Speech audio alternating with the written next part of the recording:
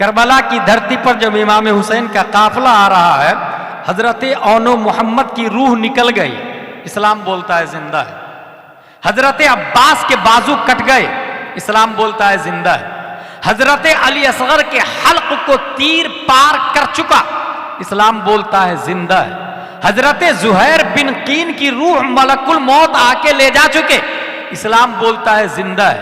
हजरत हुर शहीद हो गए, इस्लाम बोलता है जिंदा है। इमाम हुसैन बदन करबला में, सर दमिश्क में, और इस्लाम बोलता वला तक़ूलू लिमन युक़्तलू फी सबीलिल्लाहि अमवात, ये मुर्दा नहीं है जिंदा है। A question arise in our mind, ऐ अबू जहल तू जीते जी मर कैसे गए? करबला वाले आका, मरने के बाद भी आप जिंदा कैसे हैं? मिजाजे अबू जहल ने जवाब दिया, अदावत मुस्तफा ने मुझे जीने नहीं दिया। करबला वाले हुसैन बोले, मोहब्बत मुस्तफा ने मुझे कभी मरने नहीं दिया। अल्लाह नारे अल्लाहुम्मा सल्लि अला सय्यदिना मुहम्मदिन अल्लाहुम्मा सल्लि। Just scholar, because they are vicegerent of the Prophet. In the other words, Akrimul ulama fa innahum warathatul anbiya. That's why I'm taking beliefs from foods of ulama and start our conversation by these words, Alhamdulillahi kafa.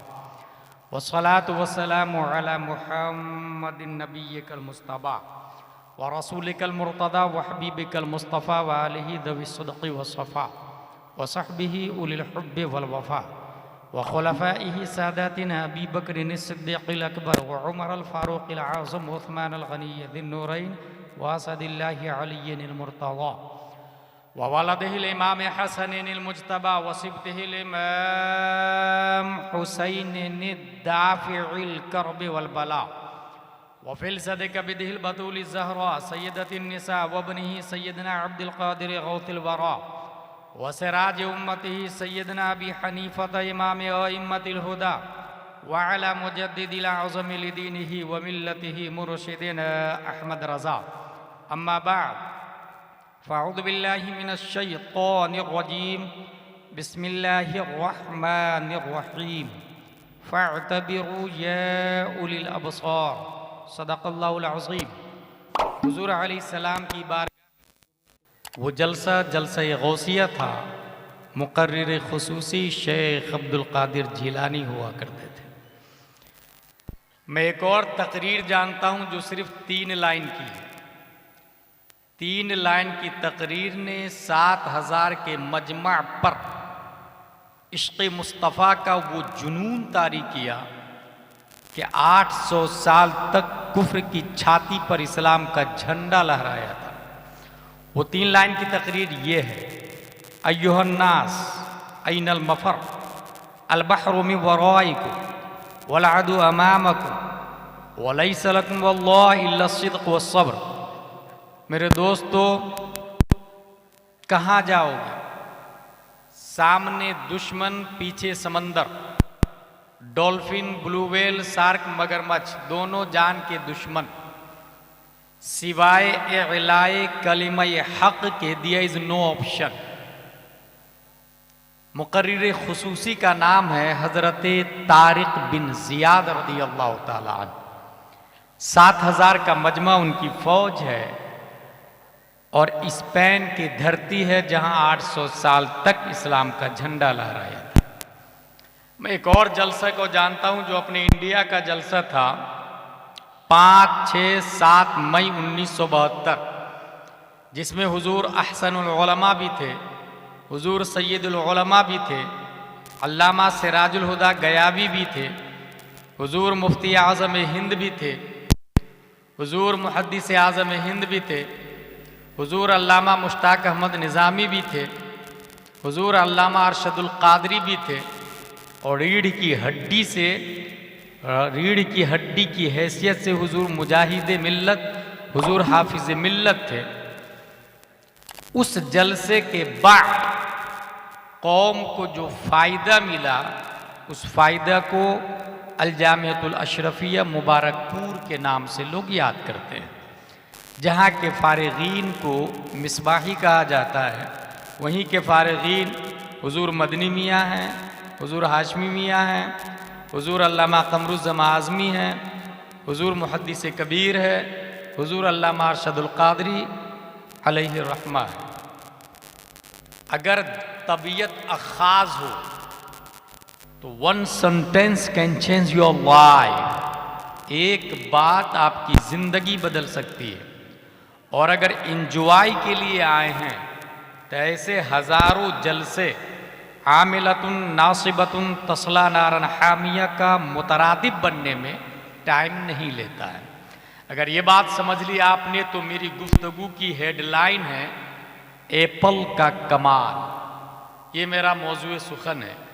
Apple के ऊपर मेरी गुफ्तगू होगी, APPLE। मैं 3 Apple के बारे में जानता हूं जो टर्निंग एप्पल है। 1887 ईस्वी में इंग्लिश में एक कहावत डिक्शनरी में दाखिल हुई, an apple a day keeps the doctor away.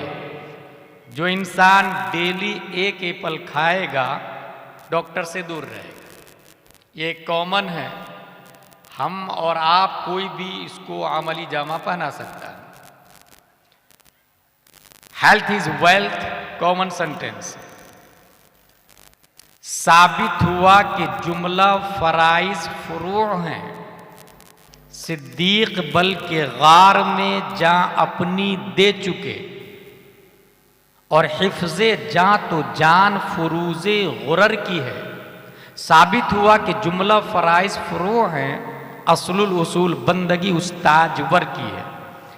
जान ये सबसे इंपॉर्टेंट है। अगर ये बाकी है तो फिर ईमान है, इबादत है, उसका तरत्तुब होता है। अगर आप एप्पल खाते हैं डॉक्टर से महफूज रहेंगे।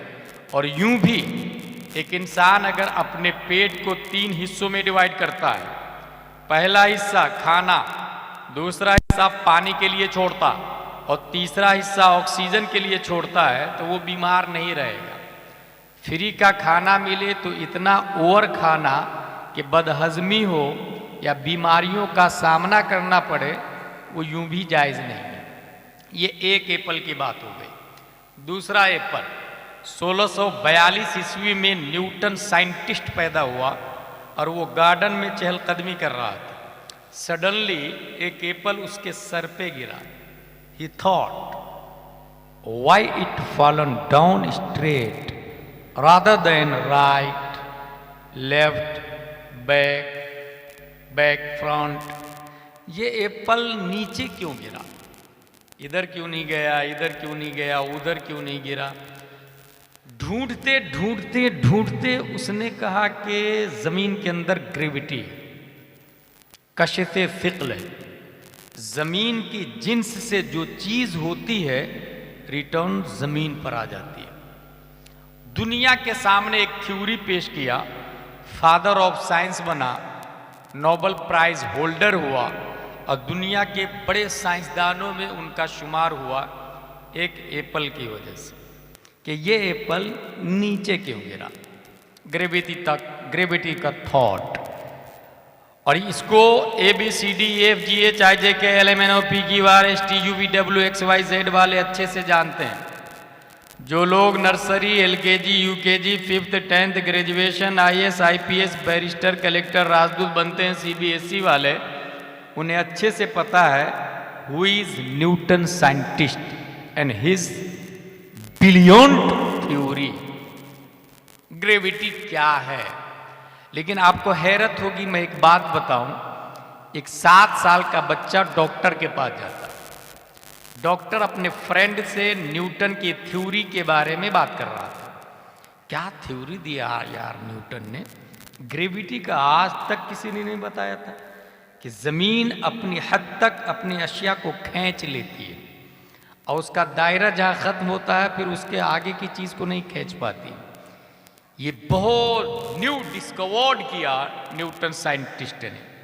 7 साल का बच्चा बात सुनता है डॉक्टर की और बोलता है मैं न्यूटन की बात नहीं मानता। याद रखिएगा, ये 7 साल का बच्चा ABCD वाला नहीं है। ये 7 साल का बच्चा ट्विंकल ट्विंकल लिटिल स्टार वाला नहीं, जोनी जोनी यस पापा रैन रैन गो अवे वाला नहीं। आप लोग के बच्चे 95% कॉन्वेंट सेंट पायस सेंट जोसेफ लिटिल फ्लावर में पढ़ते हैं। ये बच्चा कॉन्वेंट वाला नहीं, बस अलिफ बा तासा पढ़ा हुआ। डॉक्टर की बात मैं नहीं मानता, न्यूटन ने गलत कहा, मैं उसके नजरिए को बातिल मानता हूं। डॉक्टर ने कहा, hey you bro, you have any proof, you have any reference, तुम्हारे पास कोई दलील कोई सबूत है? कहा यस। अगर जमीन के अंदर ग्रेविटी है तो जमीन से 2 पत्थर उठाएं, एक का वजन 1 किलो, दूसरे का वजन 1.5 किलो, 1 मीटर ऊपर लाके सेम टाइम में छोड़े। 1 किलो के अंदर 3 पाव ज्यादा हुआ बनिस्बत 1.5 किलो के, और दोनों के अंदर जमीन की जिन्स है, जमीन का मादा दोनों के अंदर, तो ये 1 पाव की बनिस्बत 3 पाव ज्यादा हुआ 1 किलो के अंदर, तो ये 1 किलो वाला भी तो जमीन को अपनी तरफ खींचेगा ग्रेविटी की वजह से। इस खींचा खींची में 1 किलो वाला सलौली सलौली गिरेगा, 1.5 किलो वाला फास्टली गिरेगा, मगर ऐसा होता नहीं। इसलिए न्यूटन का नजरिया बातिल बातिल बातिल। डॉक्टर हैरान, ये बच्चा लाया कहां से इतना जबरदस्त रिफरेंस प्रूफ? बच्चे तुम्हारी बात में दम है, मगर हम जिन्स की कसरत जमीन में ज्यादा है, इसलिए वो हम जिनसियत की बुनियाद पर फास्टली खींच लेती और पहले खींचती। 7 साल का बच्चा बोला कि हम जिनसियत की बुनियाद पर अगर जमीन के अंदर ग्रेविटी है, मैं इसे भी नहीं मानता, क्योंकि मस्जिद का इमाम मर्द, उसके पीछे उसी की जिन्स मर्द। हमारी नमाज औरत के पीछे नहीं होती, मर्द के पीछे होती।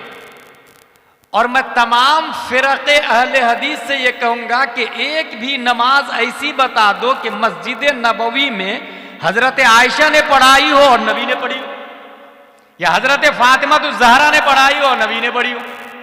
इसीलिए अहले सुन्नत व जमात ही हक है, अहले हदीस बातिल है। मर्द इमाम, उसके पीछे हम जिन्स मर्द, मुख्तदी हजारों की तादाद में होते हैं मर्द, दोनों की जिन्स एक है। तो इमाम को चाहिए न्यूटन की थ्योरी के हिसाब से मुक्तदी में चिपक जाए, क्योंकि हम जिन्स मुक्तदी ज्यादा है, मगर आज तक कोई इमाम मुक्तदी में चिपका नहीं। इसलिए न्यूटन का नजरिया बातिल बातिल बातिल। डॉक्टर मजीद हैरान, ये बच्चा ला कहां से रहा इतना भारी भारी जवाब। बच्चे ने कहा, मैं न्यूटन की दलील को नहीं मानता, जमीन के अंदर ग्रेविटी है, नहीं मानता मैं इस बात को। डॉक्टर बोले, बेटे यहां भी तुम्हारी बात में दम है। इमाम चिपक जाता, मगर रूह चिपकने नहीं देती। इमाम चिपक जाता, जिंदा है वो आदमी, रूह है जो चिपकने नहीं दे रही है, रूह उसे मुसल्ले पे खड़े रहने पे मजबूर कर देती। 7 साल का बच्चा बोलता है, चलो रूह को हटा देते हैं, सामने लाश को रख देते हैं। ये बताइए, अभी तक नमाज जनाजा पढ़ी आप लोगों ने, लाश कभी आके लोगों में चिपकी है? नहीं चिपकी ना। इसका मतलब न्यूटन का नजरिया बातिल बातिल बातिल। डॉक्टर लाजवाब हो जाता है, क्योंकि 7 साल के बच्चे ने जो 3 दलील दी, तीसरी दलील मुस्कित थी, और डॉक्टर यहां से लाजवाब होकर खामोश हो जाता। दरअसल उस डॉक्टर को पता नहीं था ये 7 साल का बच्चा कोई और नहीं, 10 शव्वाल 1272 हिजरी 14 जून 1856 ईस्वी में नकी अली खां की पीठ से तसर्रुफात की करवटें लेता हुआ तमाम सवालों का जवाब बनकर, न्यूटन का बाप बनकर, आइंस्टाइन का दादा बनकर, वो आलिम भी है, फाजिल भी है, मुफ्ती भी है, मुहक्किक भी है, मुजद्दिद भी है। दुनिया उसी को सुन्नियों की आन बान शान इमाम अहमद रजा खान के नाम से याद कर।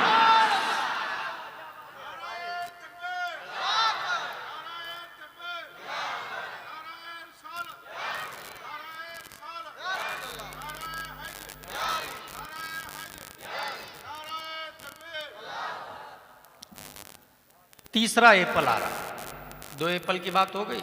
एप्पल का पावर देखिए, तीसरा एप्पल।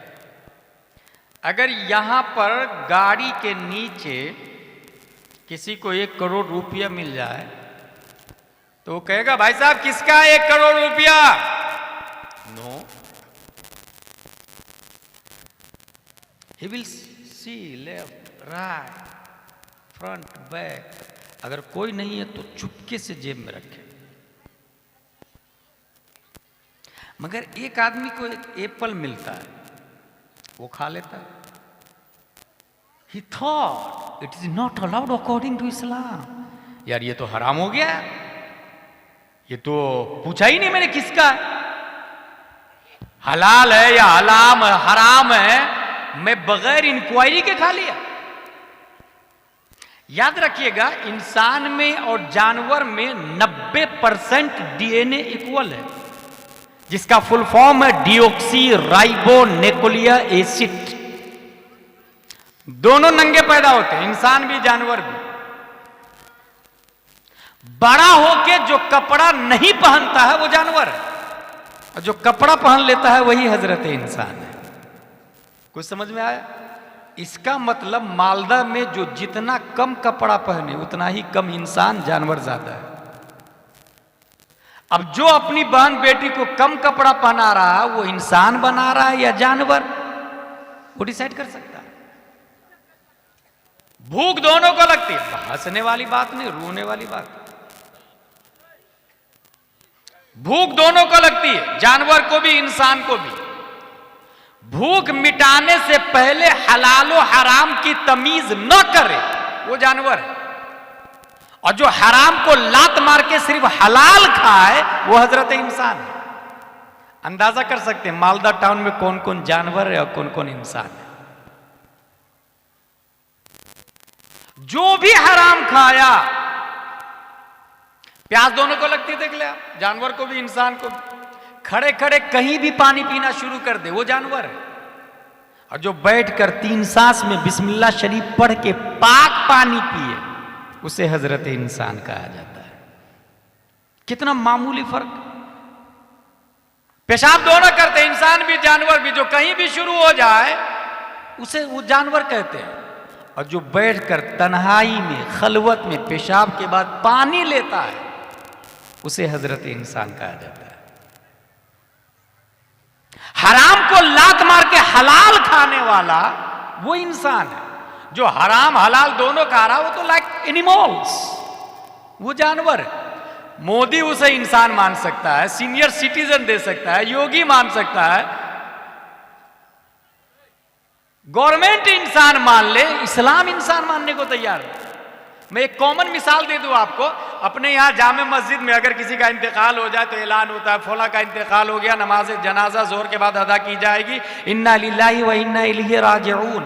5 दिन के बाद हुजूर नैयर मियां दामत ज़िल्लुहु अलैना मिलने आए, फला शख्स कहां है? रिप्लाइड ही इज डेड, मर गया हजरत, इंतकाल हो गया। हम लोग यही कहते हैं ना, मलकुल मौत आए रूह निकाल के ले गए, वी कॉल्ड हिम डेड, वो मुर्दा है। और जब तक रूह बाकी है मालदा टाउन में, we call him he is alive, वो जिंदा है। ये दुनिया का फलसफा भाई साहब, ये कॉन्वेंट सेंट पायस का फलसफा है, ये ABCD वालों का फलसफा है, ये गूगल ट्विटर फेसबुक याहू वालों का फलसफा है। इस्लाम ये नहीं बोलता। रूह की बका का नाम जिंदगी नहीं, और रूह का निकलना ये मुर्दनी भी नहीं। हुजूर सल्लल्लाहु अलैहि वसल्लम अबू जहल से, मान लो मैं अल्लाह का रसूल हूं, रिजेक्ट है। मान लो मैं अल्लाह का रसूल हूं, अगेन रिजेक्ट है। मान लो मैं अल्लाह का रसूल हूं, जिब्रील अलैहिस्सलाम, या रसूल अल्लाह ये मुर्दा है। अवमन कान मैतन, a question arise in our mind. Abu Jahl की रूह बदन में बाकी है। Islam said he is dead, Islam बोल रहा ये मुर्दा है। His eyes are watching, Islam said he is dead. His hands are catching, Islam said he is dead. His foots are walking, Islam said he is dead. His heart is beating, Islam said he is dead. His mind is thinking, Islam said he is dead. आंख कान नाक पांव हाथ सब काम कर रहे हैं, इस्लाम बोल रहा है ये मुर्दा है। रूह मलकुल मौत निकाल के नहीं ले गए, इस्लाम बोल रहा है ये मुर्दा है। पता ये चला मालदा टाउन में रूह का बाकी रहना ये जिंदा होने की दलील नहीं है। हजारों ऐसे लोग हैं कि रूह बाकी है मगर इस्लाम के हिसाब से वो मुर्दा है, वो जिंदा नहीं है। फिर जिंदा किसको कहेंगे? अकॉर्डिंग टू होली कुरान, पहली हिजरी, दूसरी, तीसरी, चौथी, पांचवी, छठवीं, सातवीं, आठवीं, नौवीं, 10वीं, 20वीं, 30वीं, 40वीं, 50वीं, 60वीं, 61 हिजरी करबला की धरती पर जब इमाम हुसैन का काफिला आ रहा है, हजरत औनो मोहम्मद की रूह निकल गई, इस्लाम बोलता है जिंदा है। हजरत अब्बास के बाजू कट गए, इस्लाम बोलता है जिंदा है। हजरत अली असगर के हल्क को तीर पार कर चुका, इस्लाम बोलता है जिंदा है। हजरत जुहैर बिन कीन की रूह मलकुल मौत आके ले जा चुके, इस्लाम बोलता है जिंदा है। हजरत हुर शहीद हो गए, इस्लाम बोलता है जिंदा है। इमाम हुसैन बदन करबला में, सर दमिश्क में, और इस्लाम बोलता वला तक़ूलू लिमन युक़्तलू फी सबीलिल्लाहि अमवात, ये मुर्दा नहीं है जिंदा है। A question arise in our mind, ऐ अबू जहल तू जीते जी मर कैसे गए? करबला वाले आका मरने के बाद भी आप जिंदा कैसे हैं? मिजाजे अबू जहल ने जवाब दिया, अदावत मुस्तफा ने मुझे जीने नहीं दिया। करबला वाले हुसैन बोले, मोहब्बत मुस्तफा ने मुझे कभी मरने नहीं दिया। नारे one sentence can change your life. याद रखिएगा, एक बात आपकी जिंदगी बदल सकती है। जिंदा रूह का रहने का नाम नहीं है, रूह के का बदन में रहना ये जिंदगी नहीं है, भले लोग जिंदा माने। ऐसे ही जो लोग हराम खाते हैं वो इंसान नहीं है, जानवर है, भले गवर्नमेंट उसको इंसान माने।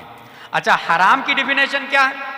कनपट्टी पे AK-47 रख के निकाल पैसा, इसी को हराम नहीं कहते। अगर किसी ने सट्टे का पैसा कमाया तो वो भी हरामी है।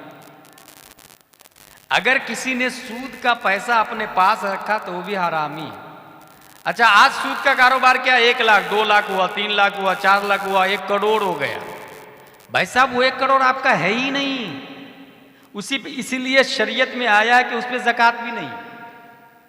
अगर आपका ओरिजिनल पैसा 1 लाख है और सूद लेते लेते 1 करोड़ हो गया, तो आप ज़कात कितने पैसे का निकालेंगे? 1 करोड़ का ना, सिर्फ 1 लाख की ज़कात निकलेगी। वो 1 करोड़ 99 लाख आपका है ही नहीं, वो हराम का है। अच्छा, उसको अगर ज़कात निकाला, मदरसे में दिया या गरीबों को दिया और बदले में अल्लाह मैंने ज़कात निकाल दी, सवाब दे दे, अब वो मुसलमान भी नहीं रहा, काफिर हो गया। रोने वाली बात, अब मुसलमान भी नहीं रहा, क्योंकि हराम पैसे से सवाब की उम्मीद रखा। जिसका वो मालिक ही नहीं है वो दूसरे को दे रहा है, तो डबल जुर्म कर रहा ना भाई।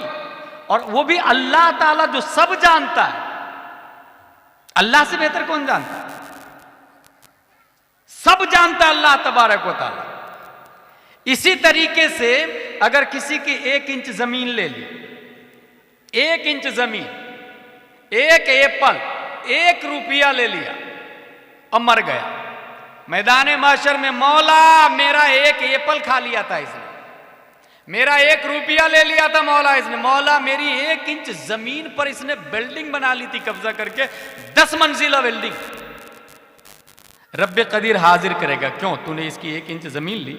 हाँ मौला ली, मगर मुझे नहीं पता था तेरी बारगाह में आके शिकायत करेगा ये, मुझे पता नहीं था।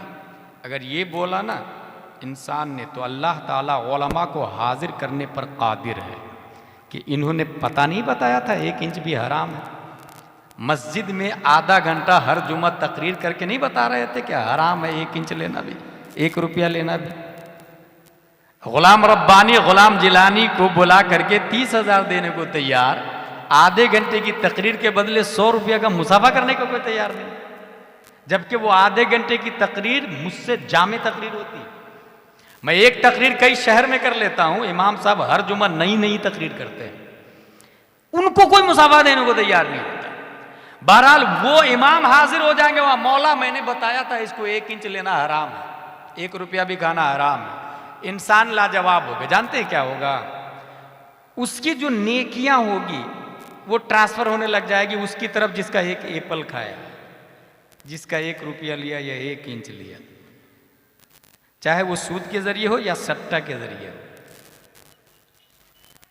अच्छा, उसके पास नेकियां कहां से आएगी? जो इंसान ऑलरेडी हराम का खा के बैठा है। कभी कभी ख्याल आता है ना जो हराम खोरों को कि लो 11वीं शरीफ में 1 लंगर मेरी तरफ से कर दो, 2-3 हज कर लेता हूं, उम्रा करवा देता हूं। भाई साहब 2-3 हज नहीं, 40-50 भी हज कर ले, वो जो 1 इंच दबाया है वो माफ नहीं होने वाला है। 10-15 लंगर नहीं, 100 साल लंगर खिलाते रहे 11वीं शरीफ में 11 देग लंगर, वो जो 1 इंच जमीन लिए ना वो नहीं माफ होने वाला है। पहले वो जमीन वापस करे, क्योंकि ये हुकूकुल इबाद है। या ऐसे ही है जैसे हमने हाथ में गोबर पकड़ लिया और नहार गुस्ल कर रहा हूं, फव्वारा में 10-15 घंटे भी खड़े रहे आप गोबर पकड़ के, पाक होंगे आप? क्या करना पड़ेगा? पहले गोबर छोड़ना पड़ेगा।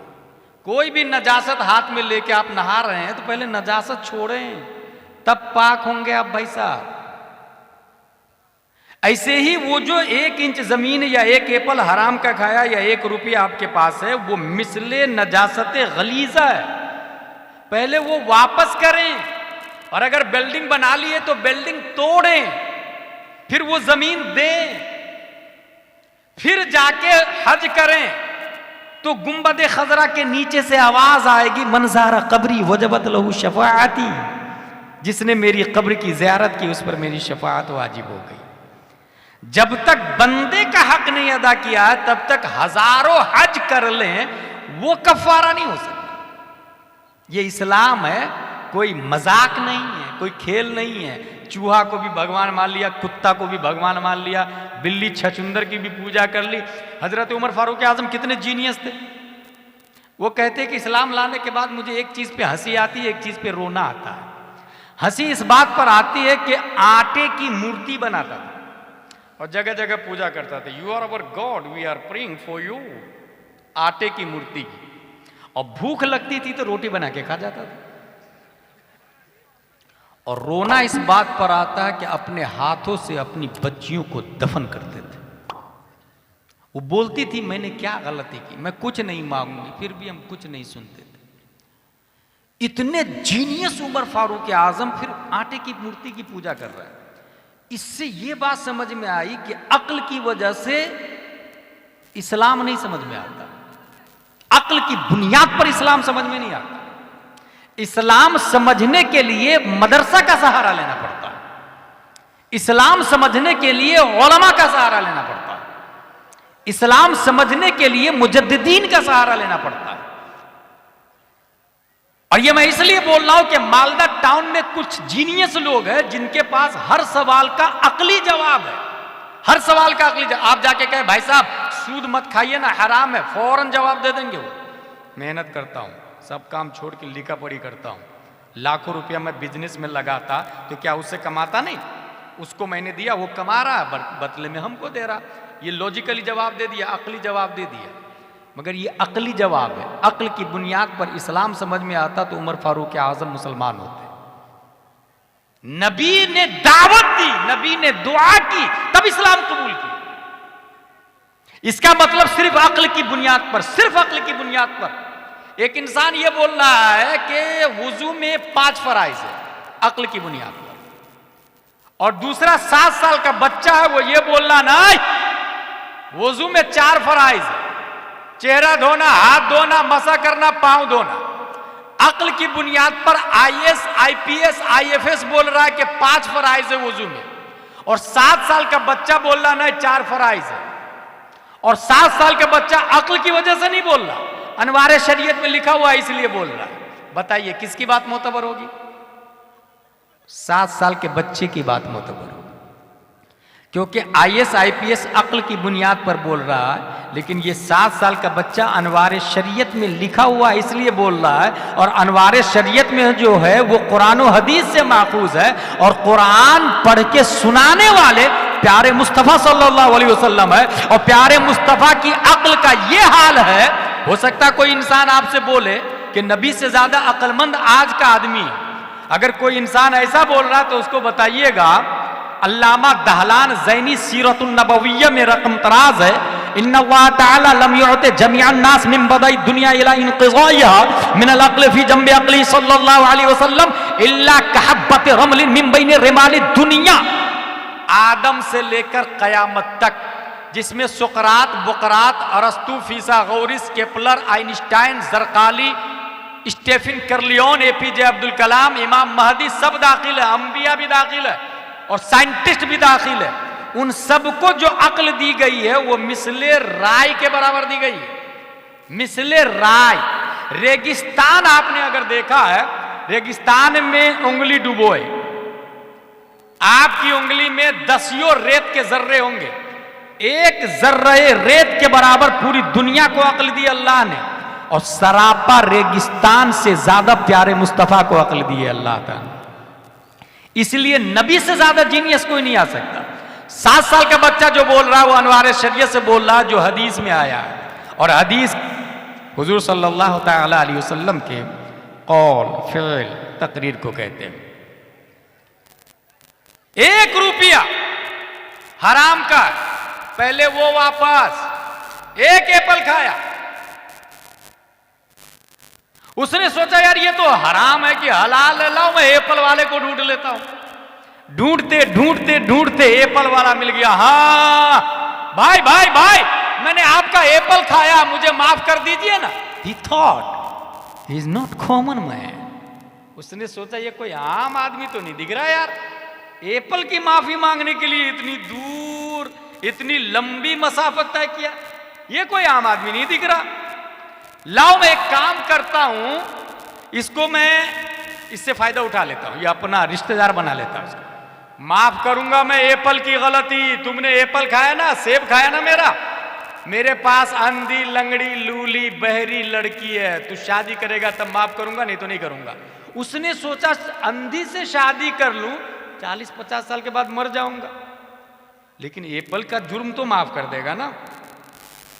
और जब जुर्म माफ कर देगा तो आगे हूर मिलेगी, जिसकी खूबसूरती का यह हाल है कि अगर सुई के बराबर आसमान में सुराख करके हूर को झका दिया जाए, हूर का हुस्न सिर्फ सुई के बराबर इंसान देख ले तो खूबसूरती में बेहोश हो जाए।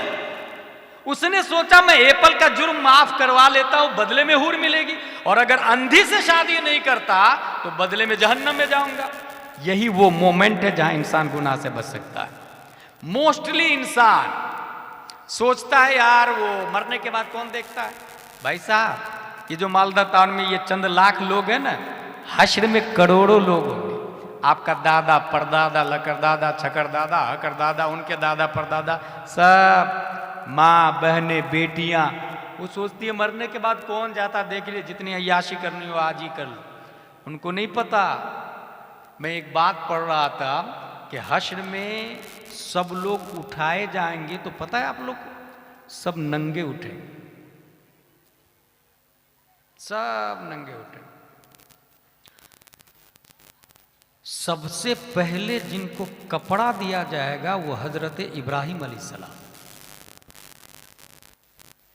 आला हजरत रज़ियल्लाहु अन्हु की आदत थी, वो सोचते थे कि जो फजीलत किसी नबी में हो उनसे अच्छी फजीलत हमारे नबी में होनी चाहिए। उन्होंने अपने नबी में तलाशना शुरू किया तो उनको रिवायत मिल गई, तो उन्होंने ये कहा कि हमारे नबी सल्लल्लाहु अलैहि वसल्लम को कब दिया जाएगा। तो जवाब में लिखा कि हमारे नबी कपड़े के साथ ही में कब्र से उठाए जाए, कपड़े के साथ। अब रहा औरतों का हाल, तो मैं ये समझता हूं कि खातून जन्नत फातिमतुज़ ज़हरा रज़ियल्लाहु ताला अन्हा कपड़े के साथ में कोई इंसान देख नहीं सकेगा। लेकिन यही उसकी वजह क्या है, क्योंकि सबसे ज्यादा पर्दा करने वाली खातून हजरत फातिमतुज़ ज़हरा रज़ियल्लाहु ताला अन्हा, जिनका आंचल न देखा महो महर ने, उस रिदाए नज़ाहत पे लाखों सलाम। आबे ततहीर से जिसमें पौधे जमे, उस रियाज नजाबत पे लाखों सलाम। उनका ख्याल था कि मैं इंतकाल कर जाऊंगी तो ये जो जनाजे पर रख के लोग ले जाएंगे मुझे, तो मेरे बदन पे तो कफन होगा, लेकिन कफन को तो मर्द लोग देख लेंगे, इसलिए कफन के ऊपर एक्स्ट्रा एक गहवारा, एक कवर होना चाहिए। जो आज अभी राइज है ना, कफन जनाजे के ऊपर जो ऐसा कवर बना रहता है, उसके ऊपर चादर ढकी रहती है, इसकी मूजिद हजरत फातिमा ज़हरा रज़ी अल्लाह ताला अन्हा। मेरे कफन को भी कोई मर्द न देख पाए, इतना पर्दे का एहतमाम किया, इसलिए रब ने हश्र में पर्दे का एहतमाम किया। और एक दो पर्दे का एहतमाम नहीं किया, बल्कि किताब में हदीस में आया, आवाज आएगी या अहलल जम्ई नक्किसु रूसकुम गुद्दु अबसारकुम हत्ता तमुर्र फातिमा बिन्त मुहम्मद सल्लल्लाहु अलैहि वसल्लम फतमुर्रु मअहा 70,000 जारिया मिनल हूरिल ईन कमर्रिल बर्क़। आपके सामने एक इंसान पैदल जाता है, आप देख के बता देंगे कौन जा रहा है। खालिद, हाशिम, जैद, बकर, फला साहब, हाजी साहब, नवाजी साहब, इमाम साहब, पहचान लेंगे। लेकिन 50 की स्पीड में मोटरसाइकिल से जाए तो सोचेंगे कौन गया। देख लिए गौर से तो पहचान लेंगे, लेकिन 200 की स्पीड में आपके सामने से गुजरे तो कंफ्यूज्ड। हजरत फातिमा ज़हरा की रफ्तार बिजली की रफ्तार की तरह होगी, यूं ही इंसान देख नहीं पाएगा, बिजली की रफ्तार। उसके बावजूद रब ने पर्दे का एहतमाम किया, और सिर्फ आम लोगों से नहीं कहा पर्दे का, नबियों, रसूलों, गौस, अब्दाल, औताद, हाजियों, नमाजियों, उलमा, मुजद्दिदीन, मुहक्किकीन, सब के सब सर को भी झुकाओ, आंखों को भी बंद करो, क्योंकि फातिमा बिनते मोहम्मद की सवारी जाने वाली है। नारे तकबीर, नारे रिसालत, फैजाने गौसे आजम हजरत अल्लामा गुलाम जिलानी अजहरी, नारे तकबीर। अकोश, ये इतने पर्दे का एहतमाम क्यों है? जवाब, दुनिया में पर्दे का एहतमाम किया। इसका मतलब गुलाम जिलानी अजहरी जाती तौर से इस नतीजे पर पहुंचता है, हमारी माँ और बहनें दुनिया में जितना पर्दे का एहतमाम करेगी, मैदान महशर में उतनी ही जल्द कपड़ा मिल जाएगा, और जो जितनी बेपर्दगी का मुजाहरा करेगी, करोड़ों लोगों के सामने उतनी देर वो नंगी रहेगी। As you decide, सोच सकते हैं आप, चंद लोगों की खातिर, नुमाइश की खातिर बॉलीवुड, हॉलीवुड, ट्रॉलीवुड की अक्कासी करने वाले क्या जवाब देंगे और क्या मुंह दिखाएंगे मैदान महशर? अंधी लंगड़ी लूली लड़की है, शादी करना पड़ेगा, अगर हूर चाहिए तो, एप्पल की माफी चाहिए तो शादी करना पड़ेगा। अच्छा, शादी भी कितनी आसान, अगर नहीं माफ करोगे तो मत करो, मैं शादी नहीं करूंगा, खत्म। हाँ ठीक है, मैं शादी कर लेता हूं, वहीं कबूल है, कबूल है, कबूल है, दो गवाह आए, हो गई शादी। यहां पर क्या होता, मेरी बेटी एमडी है तो जरा एमडी या डीएम देखना, इक्वल, मेरी बेटी के इक्वल। मेरी बेटी ग्रेजुएट है, ग्रेजुएट लड़का देखना, कहां लिखा भाई? आपकी बेटी ग्रेजुएट है तो ग्रेजुएट लड़का होना चाहिए, कहां लिखा हुआ है? और तुमने 3 लाख रुपया दिया, मैं 4 लाख रुपया दूंगा, वला हौला वला कुव्वा इल्ला बिल्लाहिल अलीय्यिल अज़ीम, कहां लिखा है? अच्छा चले, हमने 5 लाख रुपया लिया, आपने अपने बेटे की शादी में 5 लाख रुपया लिया, निकाह के वक्त क्या जुमला होता है? 7,786 है, 50,786 दैन महर, सिक्के राइजुल वक्त, अलावा नानो नफका के। ये इसका क्या मतलब है, अलावा नानो नफका के? नान कहते हैं रोटी को, नफका कहते हैं खर्चा को। मतलब ये कि जहां कहां आपने कबूल है, बीवी का खाना पीना, कपड़ा, मकान, सिंगार, सब के सब आप पे फर्ज हो जाता है। अलावा नानो नफका के यही मतलब है। जो ही कहा आपने पहला कबूल है, दूसरे कबूल का भी नहीं, पहली बार कहा कबूल है, सब वाजिब, कपड़ा भी अब आपके जिम्मे वाजिब है, खाना पीना मकान आपके जिम्मे वाजिब है। भाई साहब, जब 5 लाख लड़की से ले रहे हैं तो नानो नफका आप पर वाजिब हुआ या लड़की से ले रहे हैं नानो नफका? वो 5 लाख रुपया 5 साल का खर्चा तो बीवी से ले रहे हैं आप, और जब 5 साल की कमाई आपकी बीवी की है तो आप नौकर है या हाकिम है? आप मर्द है या ना मर्द है? आप गुलाम है या आका है? 5 साल बीवी की जो इंसान जिसकी कमाई खाता है, कमाई खाने वाला सर्वेंट होता है, सैलरी देने वाला मालिक होता है और हाकिम होता। भाई साहब कमाई बीवी की खा रहे हैं और कह रहे हैं कि मैं हाकिम हूं, मेरी मर्जी चलेगी घर में। दस्तरखान बिछाओ, भाई वो दस्तरखान क्यों बिछाएगी? आप बिछाओ ना, क्योंकि आप नौकर है। 5 लाख लिया भाई साहब, समझे जरा इस बात। और रिजालो कव्वामून अलन निसा, कुरान में आया मर्द हाकिम है औरतों पर। लेकिन जब बीवी की कमाई खा रहा है तो फिर अन्निसाउ कव्वामा अलन रिजाल हो रहा। बीवी हाकिम हुई ना भाई साहब मर्द पर, निजाम दरम बरम होगा ही। घर का गाड़ी का ड्राइवर एक होगा ना तो ही गाड़ी चलेगी। जहां 2 ड्राइवर हुए एक्सीडेंट होना कंपलसरी है। इसलिए मैं समझता हूं कि जो जहेज लेता है वो मर्द नहीं, डिमांड करता 5 लाख 6 लाख 7 लाख। अच्छा कंपटीशन, भाई कंपटीशन करना है तो तुमने 3 रकात नमाज पढ़ी, मैं 4 रकात पढ़ूंगा, इसमें कंपटीशन करें। तुमने इमाम साहब को मुसाफे में 100 रुपया दिया, मैं 500 दूंगा। वह साबिकून साबिकून उलाइकल मुकर्रबून कुरान शरीफ में आया। इसमें कंपटीशन करें ना, नेकी में कंपटीशन करें ना भाई, नेकी में। तुमने अपनी बेटी की शादी सुन्नत के मुताबिक की, मैं भी सुन्नत के मुताबिक करूं। तुमने अपनी बेटी के लिए दूल्हा ढूंढा दीनदार जो 5 वक्त की नमाज पढ़ता, मैं अपनी बेटी के लिए दूल्हा ढूंढूंगा तहज्जुद गुजार जो 6 वक्त की नमाज पढ़ता। इसमें कंपटीशन करें। मेरी बेटी ग्रेजुएट है, जरा ग्रेजुएट लड़का देखना। वेल सेटल हूं मैं, वेल सेटल लड़का देखना। मेरी बेटी गवर्नमेंट जॉब करती है, गवर्नमेंट जॉब वाला लड़का ढूंढना। कभी आपको तौफीक हुई मस्जिद की पहली सफ में जाके दामाद ढूंढने की? मेरी बेटी के लिए लड़का ढूंढूंगा मस्जिद की पहली सफ में जाके, जो 5 वक्त की नमाज पढ़ने आ रहा होगा, हाँ इसी से शादी करूंगा मैं अपनी बेटी की। ये कभी ख्याल आया आपके दिमाग में? ये दैट इज ट्रू इस्लाम।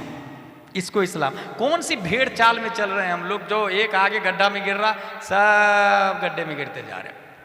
अच्छा ईमानदारी से बताइएगा, कभी इंसान हराम खोरी पेट के लिए करता है? मैं नहीं मानता, क्योंकि कुत्ता बिल्ली छछुंदर को भी अल्लाह खिलाता है, रज़ाक अल्लाह है। जब वो अर्ज़ल मखलूक को खिला रहा है तो अफजल मखलूक अशरफ मखलूक इंसान को क्यों नहीं खिलाएगा? वमा मिन दाब्बतिन फिल अर्दि इल्ला अलल्लाहि रिज़्क़ुहा। सोचे जरा, इंसान हरामखोरी पेट के लिए नहीं करता भाई साहब। हरामखोरी इसलिए करता है कि उसके पास अल्टो है, मेरे पास क्रेटा होना चाहिए, अब हरामखोरी करता है। उसके पास एक बिल्डिंग है, मेरे पास 2 बिल्डिंग होनी चाहिए, अब हरामखोरी करता है, अब हरामकारी पर आता है। उसके पास एक टीवा है, मेरे पास अपाची होनी चाहिए, अब हरामखोरी करता है। कंपटीशन दुनिया में कर रहा है, जबकि किताबों में यह लिखा है कि दुनिया के मामले में अपने से नीचे को देखें। आप उसको देखें ना जिसके पास मकान भी नहीं, जिसके पास साइकिल भी नहीं। शेख सादी दमिश्क की जामे मस्जिद में भीख मांगने के लिए गए कि बहुत दिन से भूखा हूं यार, कुछ मांग लूंगा नमाजियों से, अल्लाह के नाम पे दे दो भाई यार, भूख लग रही है, ये बोलूंगा खाने को मिल जाएगा। जब गए गेट पर तो देखा क्या कि कुछ लोग भिखारी वहां है जिसके दोनों पांव नहीं है। उन्होंने फौरन अपना पांव देखा, पलट गए, अल्लाह तेरा लाख लाख शुक्र है तूने पांव दिया मुझको। ये है दीन, दैट इज ट्रू इस्लाम। अपने से नीचे को देखे, दुनिया में अपने से ऊपर को देखना, ये हिमाकत और जहालत के अलावा कुछ भी नहीं। अच्छा आप लोग क्या समझते हैं, एक इंसान है यहां पर जिसके पास 1 करोड़ रुपया मालदा टाउन में, सत्तारी बाजार। एक इंसान है जिसके पास 1 करोड़ रुपया, दूसरा इंसान है जिसके पास 100 रुपया। दोनों में से अफजल कौन है? That's good. ईमानदारी से बताए कौन किस पर प्रैक्टिकली अमली को जमा कौन पर आ रहा है, अमल कौन कर रहा है? एक इंसान है 1 करोड़ वाला, दूसरा इंसान है 100 रुपया का मालिक है, और एक इंसान 1 करोड़ का। दोनों में कामिल इंसान कौन है?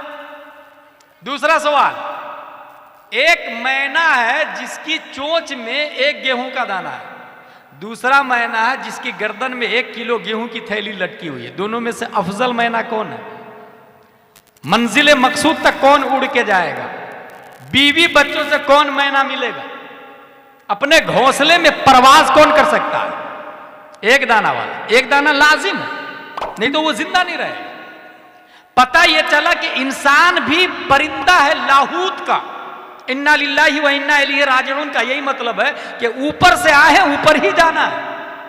इंसान परिंदा, और परिंदे पे बोझ जितना कम हो रफ्तार उतनी ज्यादा हो, लोड जितना ज्यादा हो रफ्तार उतनी स्लो। और ये मैं नहीं कह रहा, 1400 साल पहले प्यारे मुस्तफा ने फरमाया कि एक गरीब अमीर से 500 साल पहले जन्नत में चला जाए, क्योंकि अमीर को हिसाब देना पड़ेगा, लाया कहां से, खर्चा कहां किया। अगर हराम का है तो रब की तरफ लौट भी नहीं पाएगा, वो जहन्नम का सामना करना करेगा। और एक गरीब है, शॉर्ट एंड स्वीट में हिसाब देगा, रब की बारगाह में चला जाएगा। इसलिए तौहीद और रिसालत के शहदाइयों, 1 करोड़ का मालिक वो अफजल नहीं है जो एक इंसान 100 रुपए का मालिक है, वो अफजल है। और इसकी सबसे बड़ी दलील यह है कि हमारे नबी मालिक कुल है, मालिक कायनात है। जमीन पर मुस्तफा की हुकूमत है, आसमान पर मुस्तफा की हुकूमत है, सितारे मेरे मुस्तफा के अंदर में है, शम्सो कमर मुस्तफा के अंदर में है, बहरों पर मुस्तफा के अंदर में है, शजरो हजर मुस्तफा के अंदर में है, तमाम इंसान मुस्तफा के अंदर में है। आदम से लेकर कयामत तक मुस्तफा की हुकूमत है, हाकिम कुल है, मगर मालिक निसाब नहीं है। मालिक कायनात है मगर मालिक निसाब नहीं है। मालिक निसाब पे ज़कात फर्ज होती है। हमारे नबी के पास इतना पैसा भी नहीं जमा हो पाता था जिसकी बुनियाद पर वो ज़कात निकाल सके, ताकि दुनिया में कयामत तक जो लोग आए वो अमीरी पे फख्र ना करे। अगर वो 100 रुपये का मालिक है तो करोड़पति को देखकर वो अपने आप में मायूस ना हो।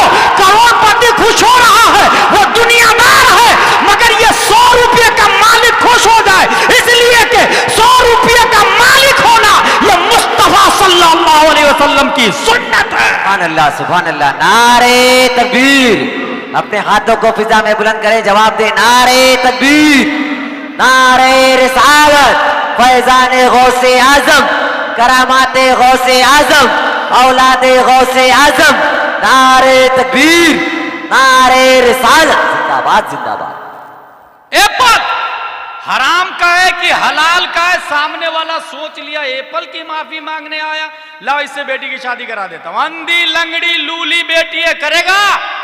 हाँ हजरत करूंगा, क्योंकि मर जाऊंगा तो आप माफ नहीं करेंगे तो मैं तो दोजख में चला जाऊंगा, इसलिए करूंगा।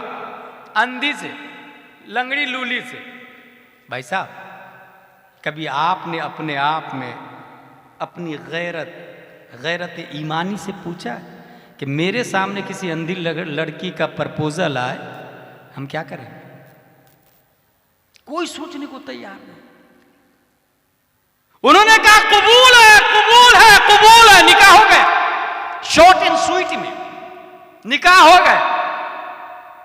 जो शख्स एप्पल की माफी मांगने गया, एप्पल की माफी, जाहिर सी बात, वो प्यूज पर्सन हो, मुत्तकी परहेजगार हो। अंधी लंगड़ी लूली जब सुहाग रात के लिए अंदर गए तो देखा खूबसूरत है, हाथ भी है, पांव भी है, नाक भी है, कान भी है, beautiful person, then whole world दिख रही है। वो फौरन पलट के वापस आए, नहीं गलत लड़की है रूम में, अंधी भी नहीं है, लंगड़ी भी नहीं है, लूली भी नहीं है। ससुर ने कहा नहीं वही सही लड़की है। अंधी इसलिए कि गैर महरम को नहीं देखा है, लूली इसलिए कि हाथ ने हराम काम नहीं किया, लंगड़ी इसलिए कि कदम हराम काम की तरफ चले नहीं, गूंगी इसलिए कि हराम बोला नहीं, बहरी इसलिए कि हराम सुना नहीं। इसका मतलब यह हुआ अपनी बेटी को अंधी बनाए, लंगड़ी बनाए, लूली बनाए। क्योंकि बेटी जब अंधी लंगड़ी लूली होती है और दामाद एप्पल की माफी मांगने वाला होता है, तब बच्चा वक्त का गौसे आजम पैदा होता है।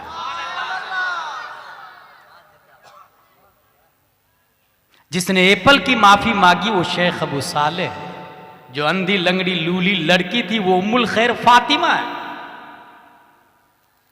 और दोनों से जो बच्चा सुलबे पेदर से शिकमे मां में मुंतकिल हुआ और मुद्दते मदीदा कंप्लीट करने के बाद मुनस्सह शुहूद पे जलवा गर होने वाला है। आदम अलैहिस्सलाम अबू सालेह के ख्वाब में, नूह अलैहिस्सलाम, मूसा अलैहिस्सलाम, जकरिया अलैहिस्सलाम, लूत अलैहिस्सलाम, हजरत अबू बकर, हजरत उमर, हजरत उस्मान, हजरत अली और सितारों के बीच में प्यारे मुस्तफा शेख अबू सालेह से कह रहे हैं, या अबा सालेह इन्नल्लाह आताका इब्नन हुवा वलिय्यी व वलिय्युल्लाह व महबूबी व महबूबुल्लाह व सयकूनु लहु शानी व सयकूनु लहु शानुन फिल औलिया का शानी बैनल अंबिया व रसूल। ए अबू सालेह, तुम्हारे घर में जो बच्चा पैदा हो रहा है वो मेरा भी वली है, अल्लाह का भी वली है। अनकरीब उनकी शान तमाम वलियों में ऐसी होगी जैसे मेरी शान तमाम नबियों और रसूलों में पाई जाती है। 470 हिजरी में शेख अबू सालेह की पीठ से, उम्मुल खैर फातिमा के पेट से, जिलान की धरती पर जो बच्चा गौसे आजम के नाम से पैदा हुआ, दुनिया का इमाम, इमामों का इमाम, बल्कि शरीयत और तरीकत और तमाम फयूज़ और बरक़ात के सरचश्मा और इमाम, पीरों के पीर, रोशन ज़मीर हुजूर शेख अब्दुल कादिर जिलानी रज़ियल्लाहु तआला। नारे तकबीर, नारे रिसालत, फैज़ाने गौसे आज़म, करामाते गौसे आज़म, जिंदाबाद जिंदाबाद। कुछ समझ में आया? एप्पल का कमाल, हराम एप्पल नहीं खाया तो गौसे आजम पैदा हुआ। यहीं से ये समझ में आया, अगर मालदा टाउन में गौस कोई चाहता है कि मेरे घर में भी गौस पैदा हो, गौस आज भी पैदा हो सकता है, याद रखिएगा। एक है हर जमाने का गौस, हजरत इमाम हसन से लेकर इमाम मेहदी तक गौसियत की कुर्सी पर जो बैठे हुए हैं वो शेख अब्दुल कादिर जिलानी है। लेकिन एक हर जमाने में एक गौस होता है, हर जमाने में एक गौस होता है, वो तमाम जमानों का गौस है। हर जमाने का जो गौस होता है वो कहीं भी हो सकता है, मालदा टाउन में भी हो सकता है।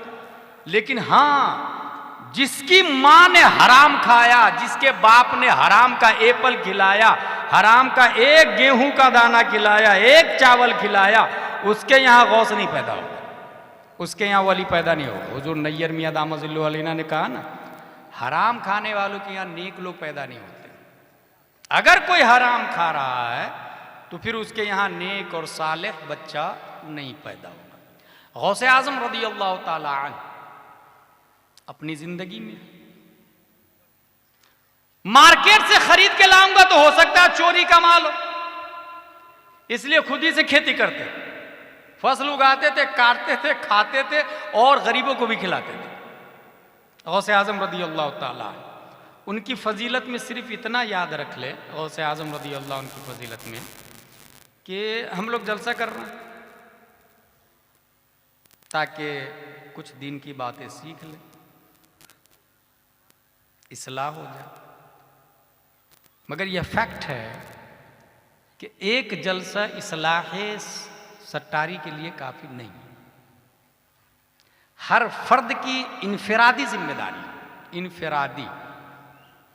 सुबह उठे अपनी बीवी से कहे बच्चे को मकतब में भेजो, मदरसा में भेजो। अगर मस्जिद का जो मकतब है, मस्जिद का जो मदरसा लगता है, हर मस्जिद में मदरसा लगता है, अगर बच्चे ज्यादा हो जा रहे हैं तो 2 इमाम रखें। लड़कियों के लिए आलिमा का इंतजाम करें, उस आलिम साहब को मस्जिद का इमाम बनाने में तरजीह दे जिसकी बीवी आलिमा हो। तनख्वाह 20,000 नहीं 40,000। और ये याद रखे, अगर मैं ये ऐलान करूं कि एक मस्जिद बनाना है, ताजुश शरिया मस्जिद, कौन देगा पैसा? धड़ाधड़ चंद लोग खड़े हो जाते हैं और 1 मिलियन की मस्जिद चंद सालों में कंप्लीट हो जाती है। अजहरी साहब, सरिया मेरी तरफ से, सीमेंट मेरी तरफ से, एक आदमी खड़ा हुआ, गिट्टी मेरी तरफ से। मगर मैं ये ऐलान करूं कि एक मुफ्ती इमाम लाना है जिसकी बीवी आलिमा है, 40,000 तनख्वाह है, 12 लोग खड़े हो जाए, जनवरी, फरवरी, मार्च, अप्रैल, मई, जून, साल में एक बार नंबर आएगा, जितने करोड़पति है उसमें से 12 लोग खड़े हो जाए, कोई नहीं खड़ा हो। भाई साहब, ये मस्जिद बनाना सवाब का काम है, कहां लिखा? किस किताब में है? किसी न किसी किताब ही में आया होगा ना कहीं लिखा ही होगा ना। इस्लाम हवाई फायरिंग का नाम तो नहीं है ना, पब्लिक की जुबानों में चलने वाला तो नहीं है ना, वो कहीं ना कहीं दलील है उसकी। और दलील का नाम है विकाया, हिदाया, दिराया, गुरर, शर, कंज, दकाइक। उसकी दलील की कुछ मिसाल दे दूं मैं आपको। 300 किताबें अल्लामा इब्ने अबी दुनिया ने लिखी है, वो इस्लाम की दलील है। 40 साल तक रोजाना 80 सफ़ा तहरीर करने वाले अल्लामा इब्ने जरीर तबरी है, इस्लाम की दलील लिख करके गए, ताकि कहीं भी जरूरत पड़े मालदा टाउन में तो बता देना नबी हाजिर है नाजिर है। कहां लिखा है? ये फला किताब में लिखा है, ये दलील है, इसको कहते हैं दलील। 80 जिल्दों में तारीख बगदाद लिखने वाले अल्लामा खतीब बगदादी, 80 जिल्दों में। और ये मैं सब 1100 साल 1100 साल पहले की बात बता रहा हूं। 800 जिल्दों पर मुश्तमिल किताबुल फुनून अल्लामा अबुल वफा इब्ने अकील बगदादी ने लिखी है। इसी तरीके से 200 से जायद किताबों के मुसन्निफ इमाम राजी है, 500 किताबों के मुसन्निफ अल्लामा जलालुद्दीन सुयूती है। बल्कि एक एग्जाम्पल दे दूं, एक आदमी सवाल किया कि अल्लाह झूठ बोल सकता है क्या? देवबंदियों का एतराज था कि अल्लाह झूठ बोल सकता है, माज़अल्लाह रब्बिल आलमीन। ये सवाल हुआ, एक मौलाना साहब ने उसके जवाब में पूरी एक किताब लिखी, सुबहाना सुबूह अन ऐब किद्बिन मकबूह, जिसके अंदर 300 दलाइल दी, 300 दलाइल, 200 इरादात कायम किए और 25 सरीह नुसूस से साबित किया कि अल्लाह ताला झूठ से पाक है। हासिल ये कि ये दलील है। अगर मैं ये कहूं कि मस्जिद बनाना सवाब का काम है, कहां लिखा? क्या दलील है आपके पास? लामोहला किसी न किसी इमाम साहब के पास जाएंगे ना भाई। ये बताइए ईमानदारी से, 1 मिलियन किसको कहते हैं? 10 लाख को। 1 बिलियन 100 करोड़ को। 1 बिलियन की मस्जिद है। मस्जिद से जाके पूछे इस्लाम की बुनियाद कितनी चीजों पर है? मस्जिद बताएगी। मिंबर मस्जिद के मिंबर से कहे, मिंबर साहब आप तो 50,000 के हैं, राजस्थान से आए हैं, आप तो मार्बल के बने हुए हैं, आप ही बताइए ना सुन्नी देवबंदी में क्या फर्क है? मिंबर बताएगा। झूमर 50,000 का लगा हुआ है मस्जिद के अंदर। झूमर साहब आप बताइए ना अव्वल कलिमा का माना क्या है? झूमर बताएगा। दरवाजा साहब आप तो 25,000 के हैं, सागवान की लकड़ी से बने हुए हैं, आप बता दीजिए ना गुस्ल के अंदर कितने फराइज है? दरवाजा मस्जिद का बताएगा गुस्ल में 3 फराइज है, कुल्ली करना, नाक साफ करना, पूरे बदन पे पानी बहाना। नहीं, इसका मतलब क्या हुआ? मस्जिद साइलेंट है, वायलेंट इमाम है। मस्जिद खामोश है, बोलता इमाम है। मस्जिद साकित है, नातिक इमाम है। मस्जिद बिलियन की हो, सत्तारी से जहालत का खात्मा नहीं होने वाला, बंगाल से जहालत का खात्मा नहीं होने वाला। और अगर मस्जिद खजूर की शाख, तना और पत्तियों से बनी हुई है और इमाम इमामुल अंबिया हो, तो मुक्तदी अबू बकर पैदा होते हैं, उमर पैदा होते हैं, तलहा जुबैर और हंजला पैदा होते हैं। मतलब क्या निकला? इनकलाब, जहालत का खात्मा मस्जिद से नहीं होता, इमाम से होता है। इसलिए इमाम नाजरा खां नहीं, हाफिज, आलिम, कारी, मुफ्ती, अच्छा इमाम, अच्छी तनख्वाह, अच्छा इमाम, कॉमन सेंटेंस, कॉमन फंडा है। अच्छी तनख्वाह, अच्छा इमाम साहब वो स्ट्रोंग, और इमाम साहब वो जैसा बोले उनके हिसाब से अगर लाइफ स्टाइल हम जिएंगे तो इंशाअल्लाह लज़ीम जहालत का खात्मा होगा। बच्चियों को आलिमा पढ़ाएगी, बच्चों को आलिम साहब पढ़ाएंगे, सिर्फ 1 घंटा सुबह शाम। स्कूल जा रहे हैं बच्चे, जाने दे, मैं ये नहीं बोल रहा इंग्लिश पढ़ना हराम हराम हराम, नहीं, इंग्लिश पढ़ना हराम नहीं, लेकिन हर बच्चे पर दीनी तालीम जानना, दीनी तालीम होना ये फर्ज ऐन है। इसलिए जो बच्चे स्कूल सुबह जाते हैं वो शाम में आए पढ़ने, जो शाम में जाते हैं वो सुबह आए पढ़ने के लिए। और जो कमेटी जलसा करा रही है, मैं उनसे कहूंगा कि डोर टू डोर जाके लोगों से कहे, जिस तरह चंदा मांग के लाखों रुपया जमा करके लंगर खिला रहा है ना, वो डोर टू डोर जाके कहे, भाई अपने बच्चे को मकतब में भेजिए, अपनी बेटी को मकतब में भेजिए। 1 दिन 2 दिन 3 दिन 4 दिन वो हो सकता है झापड़ मार के भगा भी दे। Who are you interfering in my personal life? She is my daughter, he is my children, it is our matter. भेजू या नहीं भेजू? मेरा बेटा जाहिल रहेगा, मेरी बेटी जाहिल रहेगी, तुझे क्या लेना देना? तो कहेगा bro it is not your personal matter, क्योंकि जिस दिन तुम्हारी बेटी किसी काफिर के साथ भाग जाएगी तो सिर्फ तुम्हारी नाक नहीं कटेगी, पूरे मोहल्ले की नाक कटेगी। इसलिए तुम्हारा पर्सनल मैटर नहीं, सामाजिक मैटर है। बेटी सिर्फ तुम्हारी नहीं, समाज की बेटी है। इसलिए बैठ, मकतब में लड़ने की जरूरत पड़े तो लड़ ले, लड़ने की जरूरत पड़े, मैं दलील से बात कर रहा हूं, लड़ ले। दुनिया के लिए तो जेल जाते हैं ना, कभी दीन के लिए भी जेल चले जाए, खेत के लिए, दुकान के लिए, पैसा के लिए जेल रह के आए ना, कभी यस्सरनल कुरान के लिए भी जेल चले जाए, कभी अनवार शरीयत के लिए भी जेल चले जाए, कभी अम्मा पारा के लिए भी जेल चले जाए, कभी इमाम साहब और नमाज के लिए भी जेल चले जाए। जो दीन के लिए जेल जाता है उसे इमाम अहमद बिन हम्बल कहते हैं, जो 28 महीने जेल में रह के आए। जो दीन के लिए जेल जाता है उसे शम्सुल अइम्मा सरखसी कहते हैं, 12 साल एक मसला की खातिर जेल रह के आए। जो दीन के लिए जेल जाता उसे मुजद्दिद अल्फसानी कहते हैं, जो 7 साल ग्वालियर के जेल में रह करके आए। मतलब ये हुआ कि जो दीन के लिए जेल जाता है वही इनकलाब लाता है, वही तारीख रकम करता है, वही तकदीर बदलता है समाज की, कौम की। लड़की भी लड़के भी दोनों पढ़ेंगे। आलिम साहब लड़कों को, आलिमा। अच्छा ये भी होता कि यार एक आलिम से काम नहीं चल रहा, तो जो बूढ़े लोग अपनी बेटी के लिए रिश्ता ढूंढ रहे हैं ना, अपने बेटे के लिए लड़की ढूंढ रहे हैं, उनको मैं एडवाइस दे रहा हूं, और बहुत गारंटी और दलील के साथ में, कि अपने बेटे के लिए जो दुल्हन तलाश रहे हैं वो कॉन्वेंट और सेंट पायस और जींस पैंट टी शर्ट वाली को बिल्कुल नहीं लाए। उसको डिलीट कर दे, रिजेक्ट लिस्ट में, ब्लैक लिस्ट में डाले उसको। क्योंकि तारीख का एक बहुत बड़ा मुशाहदा है कि अल्लाह का वली जींस पैंट वाली के पेट से नहीं पैदा हुआ है, हमेशा अल्लाह का वली नकाब पहनने वाली के पेट से पैदा हुआ है। यह तारीख का मुशाहदा, चाहे मुजाहिद मिल्लत हो, ताजु शरिया हो, हुजूर हाफिज मिल्लत, हुजूर मुफ्ती आजम हिंद, अहसनुल उलमा, सैयदुल उलमा, मखदूम सिमना, अकाबिरीन को देखे आप, वो कभी भी जींस पैंट वाली के पेट से नहीं अल्लाह के वली पैदा होते। किसको लाए? अलिब्बा तासा वाली को लाए, नकाब वाली को लाए। एक आलिमा लाएंगे, 1 रुपया भी बदले में मत मांगिएगा, बस चंद बारात को शरबत वगैरह पिलाए और शादी करे सुन्नत के मुताबिक, और शाम से जिए, शाम से मैं सुन्नत के मुताबिक शादी किया हूं आज।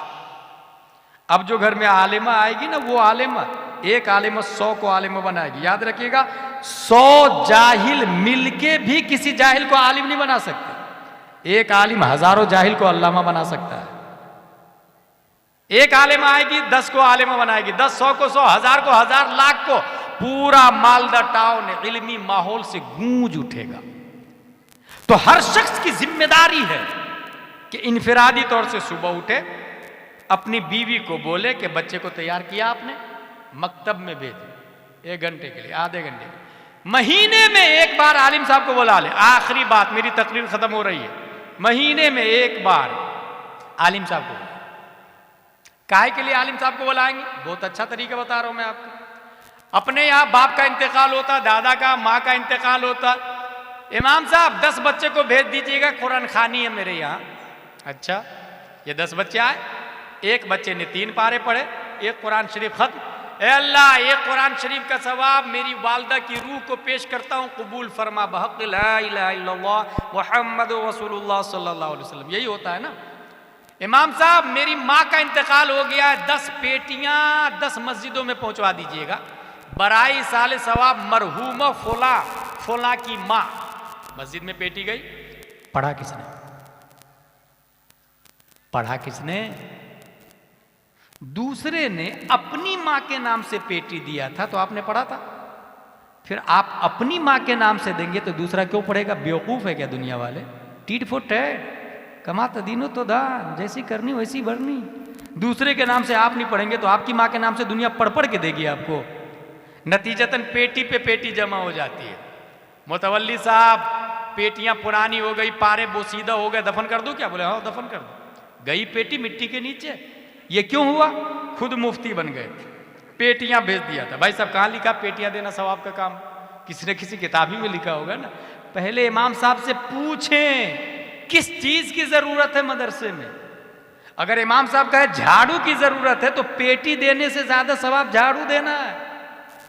इसको समझे। मस्जिद में पूछे इमाम साहब से किस चीज की जरूरत है।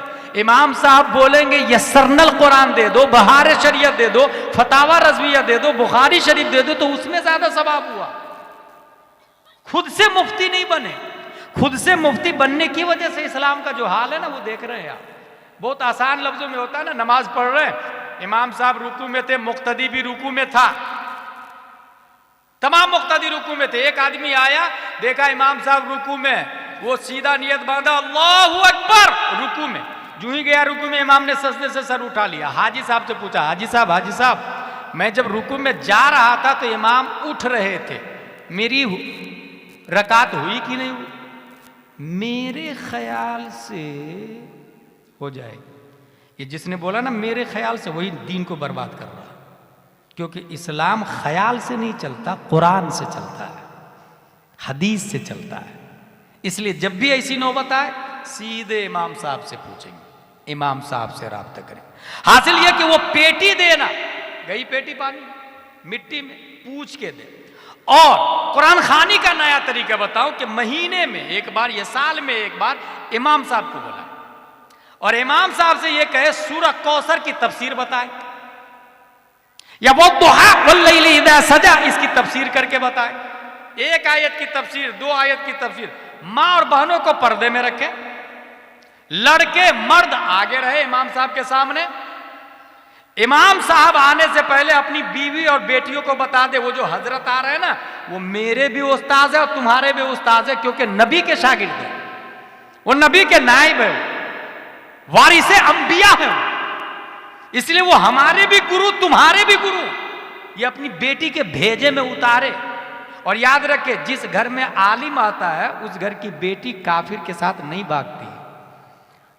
उसी घर की बेटी काफिर के साथ गई है हजारों की तादाद में इंडिया से।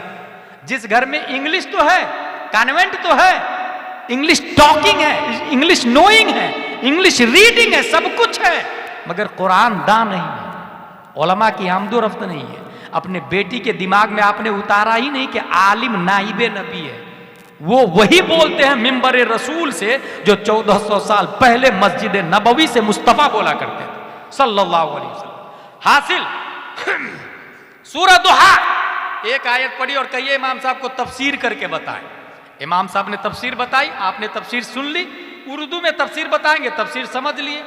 तफसीर नईमी में लिखा हुआ है कि जिसने एक आयत की तफसीर समझ ली, अल्लाह तबारक व तआला 10 कुरान का सवाब अता फरमाता है उसको। फिर से सुने, 10 तलबा को बुला के एक कुरान खत्म करवाया ना आपने, 1 घंटे में 1 कुरान खत्म हुआ है, अल्लाह 1 कुरान का सवाब मेरी मां को पेश करता हूं। बदल दे इसको, नया तरीका। आलिम साहब को बुलाए, एक आयत की तफसीर सुने, खुद भी, बेटी को भी, बहू को भी सुनाए, बीवी को भी सुनाए, और उसके बाद अब एक आयत की तफसीर समझने से 10 कुरान का सवाब आ गया। अब लास्ट में दुआ करे, ए अल्लाह ताला मेरी मां को 10 कुरान का सवाब भेजता हूं, कबूल फरमा। बताइए 1 कुरान का सवाब ज्यादा अच्छा या 10 कुरान का ज्यादा अच्छा है? ये 10 कुरान में डबल फायदे। एक आयत का आलिम भी बन गया, एक आयत का आलिम भी बन गया, 10 कुरान का सवाब भी मिला। और सबसे बड़ा फायदा यह कि आपकी बेटी काफिर के साथ भागेगी नहीं, आप काफिर नवासे के नाना नहीं बनेंगे। और ये बहुत बड़ा आलमी है, अंडर टेबल प्लान चल रहा है, अंडर टेबल। इस्लाम को जरा सीरियसली ले। मैं मुसलमान हूं, मेरा बाप मुसलमान है, दादा मुसलमान है, इसलिए नहीं। इस्लाम क्या है ये फिलिस्तीन वालों से पूछे। बच्चा पेन किलर नहीं मिल रहा है तो कुरान की तिलावत सुनते हैं, और तिलावत में इस कदर महव होते हैं कि बदन का दर्द काफूर हो जाता है। इन हालात को वो फेस कर रहे हैं। कभी आपने कुरान की तिलावत में लज्जत महसूस की? ट्रू इस्लाम यही है। हजरत अली रज़ी अल्लाह ताला अन्हु नमाज की लज्जत में मशगूल हुए थे। फजा तबीब शक्का जिल्दहु, कस्सरा अज़महु, वस्तखरजा सहमहु, व काना यस्तमिरु फी सलाति। नमाज में गए, इमाम आया, चमड़ी काटा, हड्डी तोड़ा, तीर को निकाला, मगर हजरत अली नमाज की लज्जत में ऐसे मशगूल थे कि कांटा मेरे जिगर से गमे रोजगार का, यूं खींच लीजिए कि जिगर को खबर ना हो। अल्लाह तबारक व तआला हम सबको कुरान शरीफ, हदीस शरीफ, फ़िक़्ह शरीफ पढ़ने, समझने, अमल करने की तौफीक अता फरमाए। हर फर्द की जिम्मेदारी है कि अपनी अपनी फैमिली पर तवज्जो दे, वहाबी देवबंदी से रिश्ता न करें, दीन को समझे, दीन की अहमियत को समझे। उम्र अगरचे 50 साल हो, वो दीन के एतबार से बच्चा है। दीन समझने के लिए दीन के उलमा के पास रहनुमाई करे, रुजू करे। अल्लाह तबारक व तआला हम सबको मसलक आला हज़रत पर इस्तिक़ामत अता फरमाए। वमा अलैना इल्लल बलाग। अस्सलामु अलैकुम।